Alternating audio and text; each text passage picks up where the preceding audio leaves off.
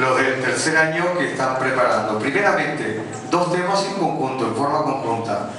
Cascada de Digno García e India de José Asunción Flores. Luego, dentro del grupo están también los solistas y las solistas. En este caso, Merenda Perdiú de José Asunción Flores, a cargo de Yadira González. Si digo mal sus nombres, por favor, discúlpenme.